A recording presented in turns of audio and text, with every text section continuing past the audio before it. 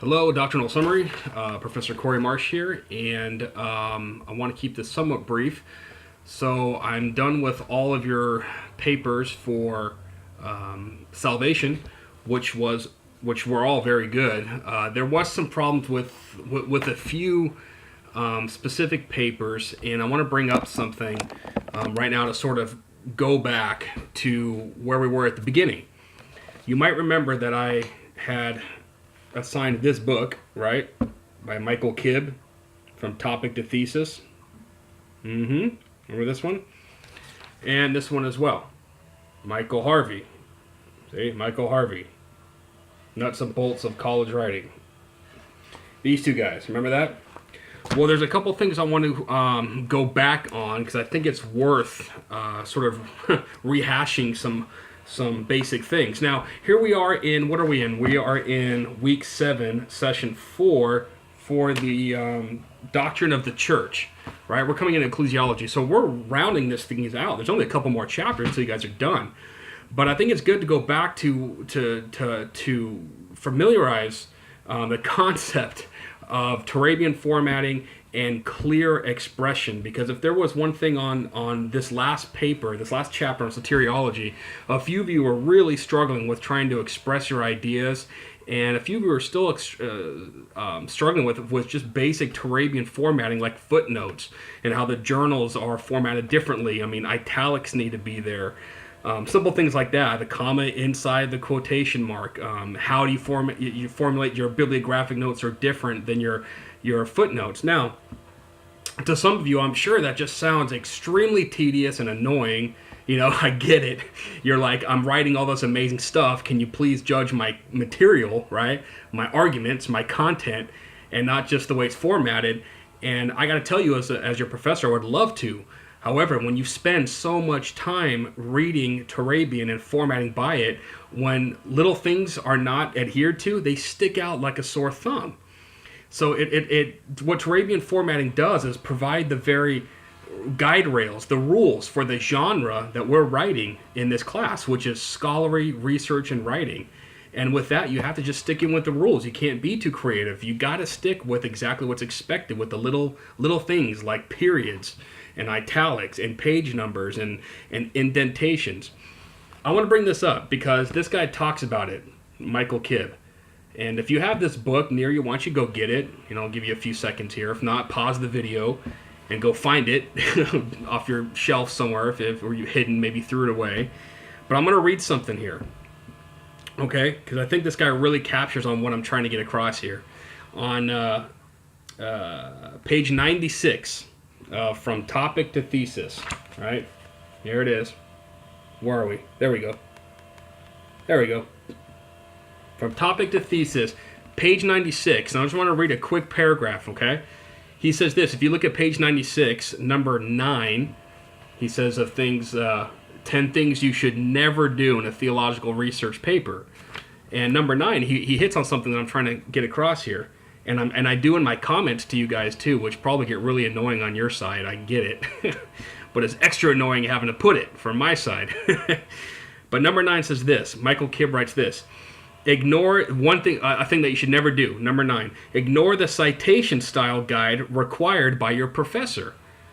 Early in your theological research career, formatting footnotes and bibliographies will feel like arbitrary busy work, even with bibliography software to facilitate the process.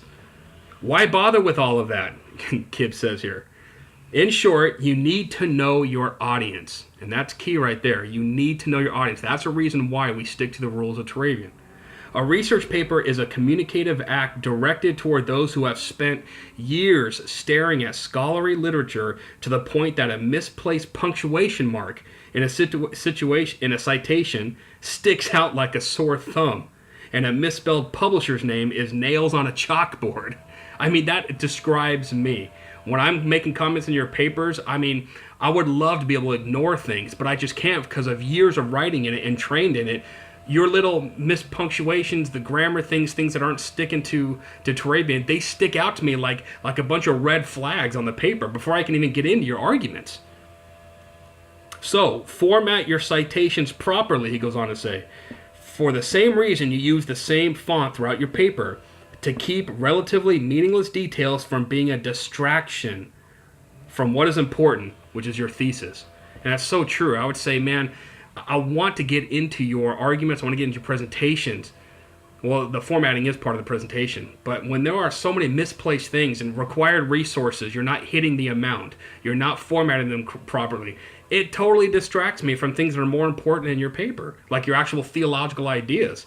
And you can be shaking your fist all you want at it every time you get my my feedback back to you. But this is the reality regardless. I spend years of reading and writing and researching and publishing now, even and presenting papers in Turabian formatting. So if one thing is off, it's like I'm getting hit straight out of the computer screen, right?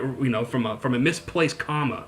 It's that much, and it distracts from all your otherwise awesome content, right? And he goes on to say, to finish this off, what do you want your readers to remember? Your inability to follow simple direction or your thesis? That is so huge. There's nothing worse on my side than having to downgrade your paper, take away points. Not because you're not smart. You seem to be brilliantly grasping things. But because you simply will not follow the rules of what Turabian formatting requires. And that is what this class is, whether you like it or not. It requires every little thing. How many times do I have to put CF, right, which means compare, to the SES Turabian guide? Look at how the footnotes are formatted in the SES Turabian guide, the very guide that I provided for you in the course syllabus, right, or in the course materials. Do exactly how it is on that, and then I'll be able to shut up about it, and you won't hear my annoying comments. Because I can't get into your papers all that often when there's just so many glaring things. And at this point, we're now in the second half of the second trimester. You guys should be experts at Turabian formatting. It is not hard. And I'll tell you what, I don't understand how some of you can't even hit the required resources amount. It's 6 to 8 resources. I have provided for you multiple resources in each of the session folder with journals alone. There is absolutely no excuse. Okay, I've written this on your papers. Look at my face as if I'm talking to you. And you know who I'm talking about. Whoever you are, there's just the whole class, right? Just take it very personally here. There is absolutely no excuse why you should not be hitting the required resources, why your formatting should be perfect to Turabian. And if there's any little typos, that's understandable. But it seems like I'm commenting things and giving you feedback that I spend my valuable time doing, and it gets ignored, and it is frustrating. And your grades, I don't know if you notice in this second half, I'm way more strict on my grading, right? 10% late per day. I've had papers this last session that have come in a week late. That's just unacceptable. And I know, and I'm being told afterwards, well, I wish I would have had an extension or whatnot, or maybe I should have gotten one. I'm suggesting always, if you think you're going to be late, ask for an extension. You're going to get one, all right? I'd rather you turn something late with an extension than having to just get low scores because something was late and you never reached out to me. But either way, stuff like required resources, formatting your footnotes, formatting a block quote, you should know that it's a single space, right? They're not double spaces. There's no quotation marks framing a block quote. The block itself acts as the set-apart quotation. That's all there in the Turabian guide. So anyways, it's unacceptable at this point. I'm telling you, as your professor to your student, it is absolutely unacceptable at this point to be doing the mistakes that a lot of you guys are doing. And it's tedious to hear from me, and it's certainly tedious for me to have to sit there and write the stuff out on your papers. I hate doing that, right? The first trimester, we kind of let things go, but or not be so strict on it. But now it's really affecting your grades. On that note, there's another thing in this book. All right, nuts and bolts of college writing. Now, I signed these for 2 reasons. They weren't by arbitrarily done. It wasn't by accident. Kib does awesome on describing what research entails, bibliography, things like I just read to you on his page 96 about Turabian formatting, about sticking with the formatting that your professor requires, the difference between primary sources and secondary sources and tertiary sources. I think that's all valuable. This one is a book that I go back to all the time. Right, there's a lot of good college writing books, and I put them on your bibliography for the course syllabus and bibliography. It's on the syllabus for the books. But this one is just so good because it's so compact. And I just want to read a couple things because a few of you are still just doing what this is his terms, Michael Harvey calls a pompous style. If you look at in the intro to his book, he describes this pompous style, which just is big words and not active verbs, not active voice, not simple, but these huge words that aren't really explaining anything. And you have these big, profound concepts in your head, and you can't get it across to your audience. It's a problem. And so he writes here, and if you want to get this book too, or just listen to me, read it to you, this one spot. Where is it? I can never do this. There it is. On page 11 of the intro, he makes a difference between simple is not, he makes the distinction that simple is not simple-minded.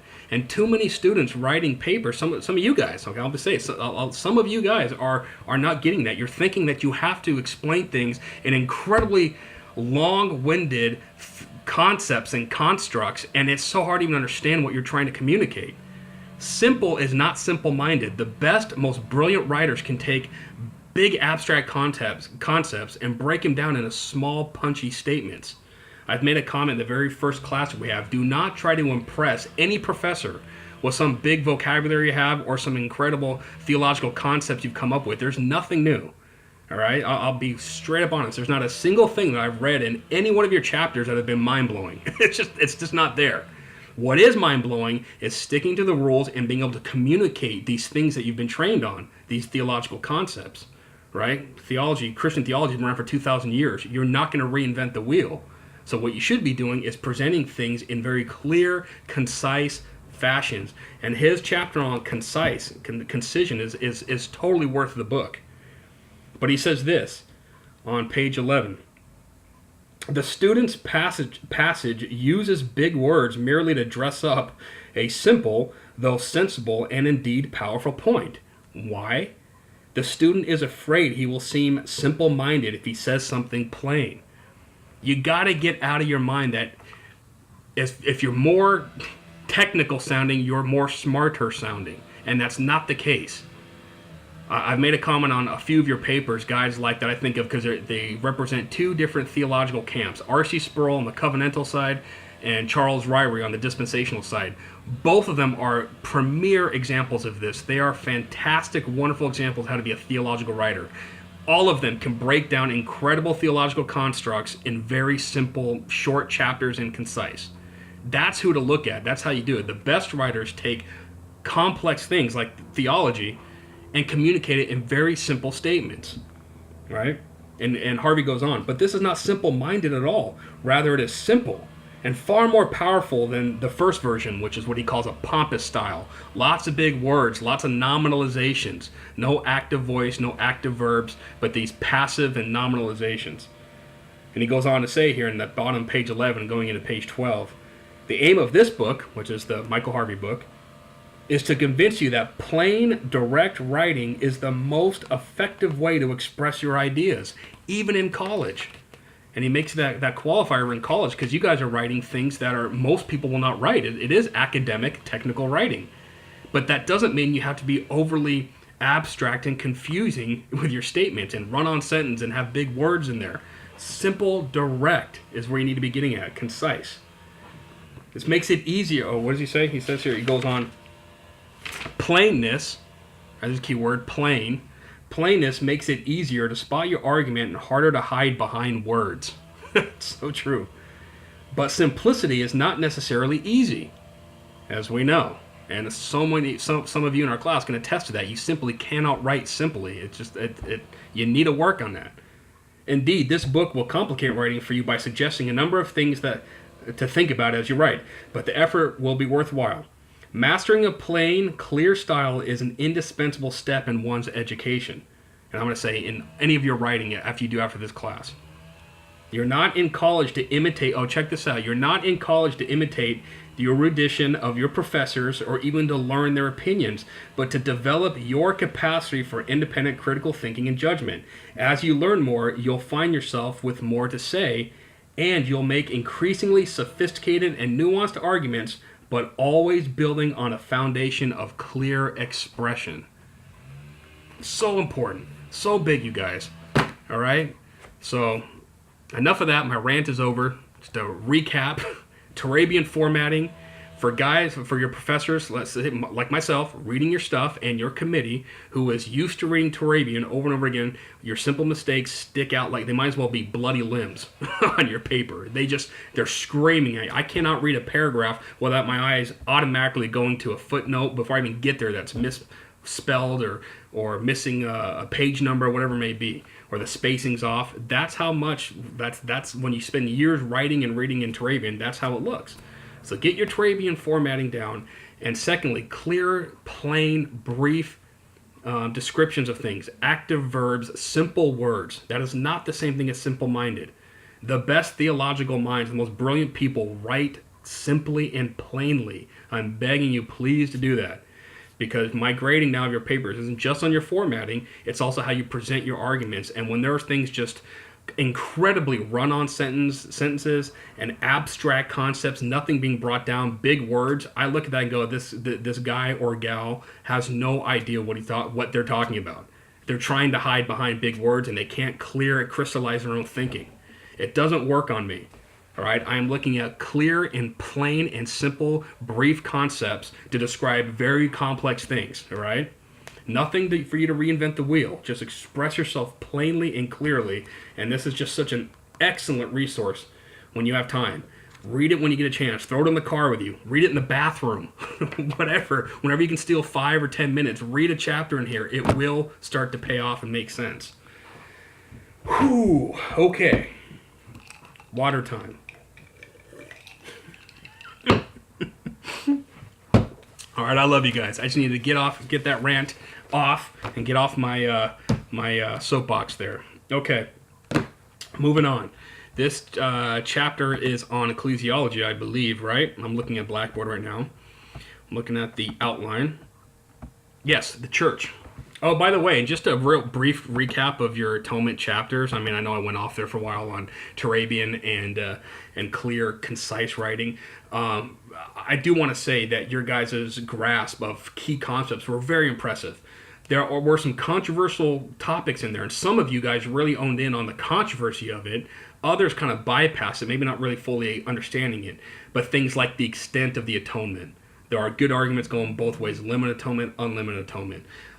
Expiation versus propitiation, right? That's a big one. The controversy is, and I wrote it on your papers, theological liberals will generally side and agree with expiation, that Christ turned away God's wrath, but not propitiation, which is an appeasement or a satisfying of God's wrath. They make comments like, oh, that's just, divine child abuse, that Jesus had to appease God's wrath, but Jesus did both. That's what's so incredible about the atonement. So things like that, you guys, for the most part, were able to capture pretty well. And some of you had some really good false atonement paragraphs as well. Specifically, Jim Dolan, yours was really good on that, and Sharonda Pierce actually did a really good job with the false atonement theories as well. So I appreciate that. Okay, the doctrine of church outline. The church ecclesiology is so important. So if you look at the outline, again, the things in bold are what you have to cover. Everything under that is up to you if you want to cover it or not. I don't see why you would not want to. I make it very easy for you, but you can cover things that are not in there, or add to them or take away things, whatever it may be, for those letters. But the church, here's some controversy again. What is the definition of the church? The birth of the church. As a dispensational school, myself being a dispensationalist, I'm going to say that the birth of the church happened at the day of Pentecost in Acts chapter 2. Others will say that the church always was, that Israel was a church. And if you look at just the Greek word, ecclesia, you're gonna be able to support that. If you went to the Septuagint, the Greek translation of the Old Testament, you see ecclesia all over it. But that's only because it means an assembly. So the church, the doctrine of the church can't be proved just by the grammar, just by the grammatical term alone. The word ecclesia just means an assembly, or called out believers, a called out group, if you want to look at it that way. It takes on a more technical theological meaning in the New Testament. It is now the Church of Christ, the body of believers. But some will say the church always was in the Old Testament, and which dispensationalists adamantly disagree with. The church was born the day of Pentecost with the baptizing of the Holy Spirit. Figures of speech for the church. The church is talked about as being in the body and the bride of Christ, even the priesthood of believers. These are wonderful expressions, figures of speech that are throughout the New Testament of the church. Number two, the distinctiveness of the church. Here's going to get maybe a little controversial too. Is the church Israel or not? If it's not, then there's got to be a distinction between Israel and the church, which I believe there is. Israel is a completely different thing. It's a nation. It's a geopolitical entity. The church is universal, right? The church is baptized by the Holy Spirit. It's Jew and Gentile. Israel seems to be just a nation with promises given just to it. How about the kingdom?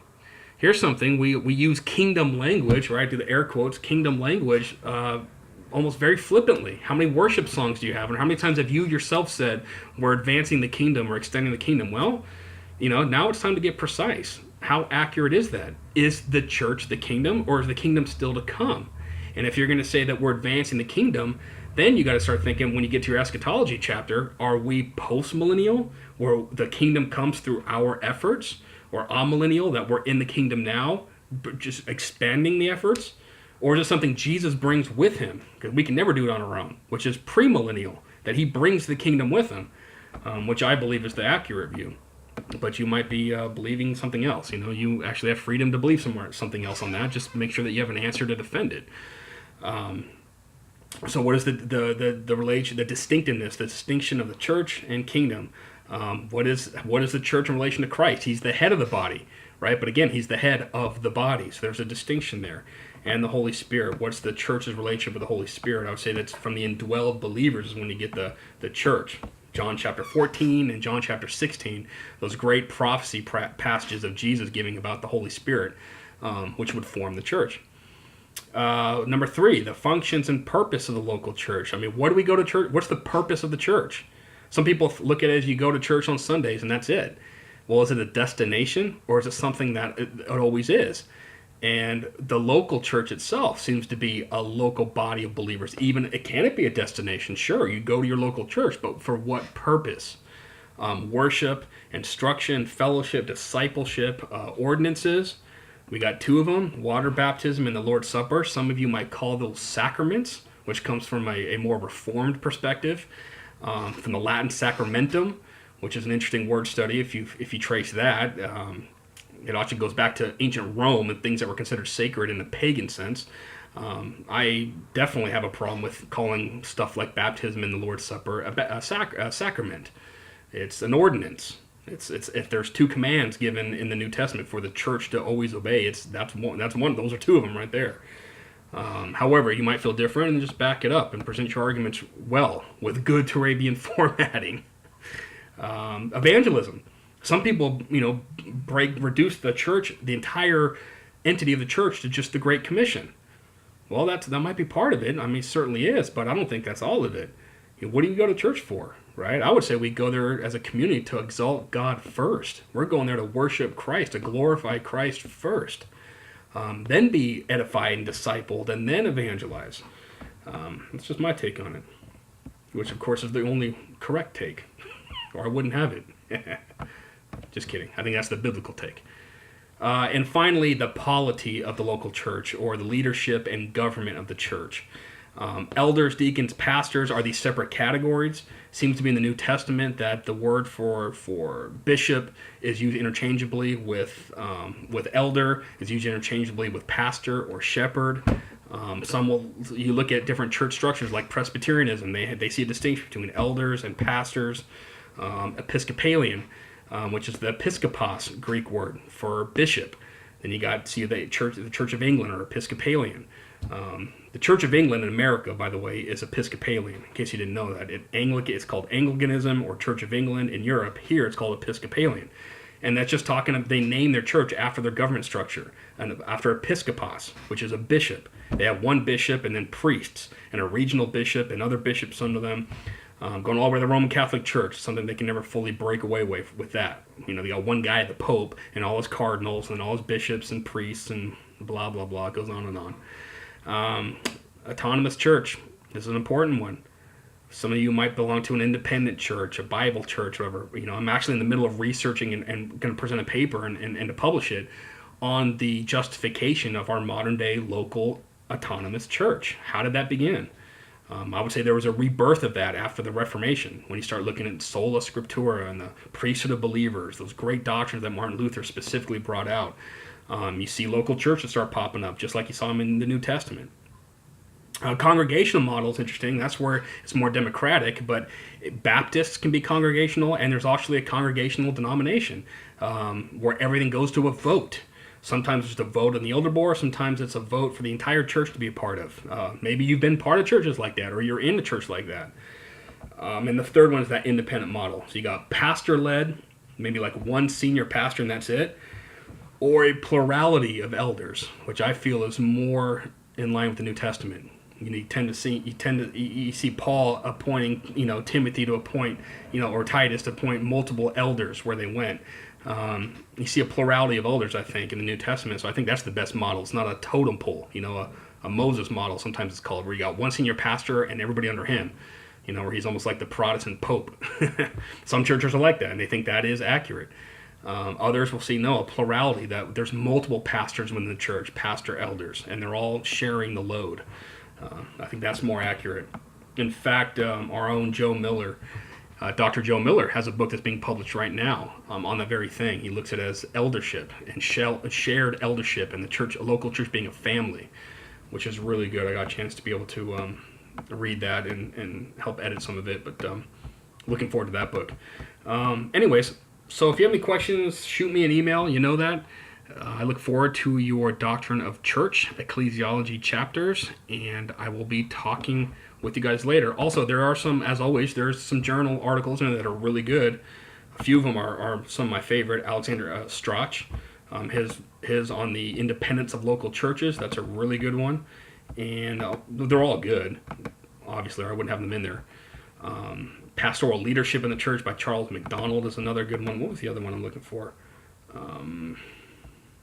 Lovick, that's it, Gordon Lovick from Central Baptist.